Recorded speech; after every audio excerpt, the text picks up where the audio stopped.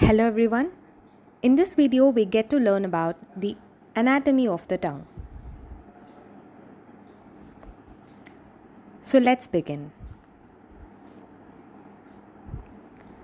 We get to study the anatomy under the following topics, which are the introduction, functions of the tongue, and parts of the tongue.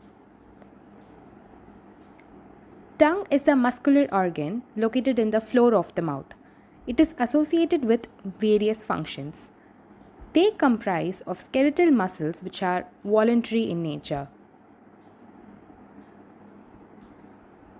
The functions of tongue are taste, speech, chewing, deglutition, which means swallowing, and cleansing of mouth.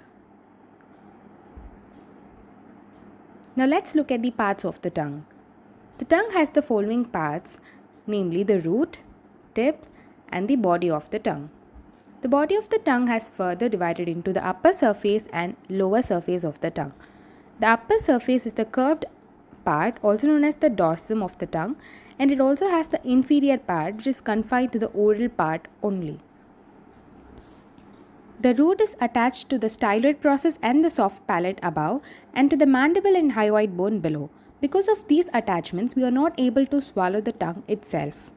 In between the mandible and the hyoid bones, it is related to the geniohyoid and mylohyoid muscles. The tip of the tongue forms the anterior free end, which rests behind the upper incisor teeth. The dorsum of the tongue is convex in all directions, and this dorsum surface is divided into the three parts, namely the oral part, pharyngeal part, and the posterior most part. The oral part is also known as the anterior 2/3 of the tongue, whereas the pharyngeal part or the posterior 1/3 of the tongue. And we also have a small posterior most part. The oral part or the papillary part of the tongue is placed on the floor of the mouth. Its margins are free and in contact with the gums and teeth. Just in front of the palatoglossal arch, each margin shows 4 to 5 vertical folds named the foliate papilla. The superior surface of the oral part shows a median furrow and is covered with a papilla, which makes it rough. The inferior surface is covered with a smooth mucous membrane which shows a median fold called frenulum linguae.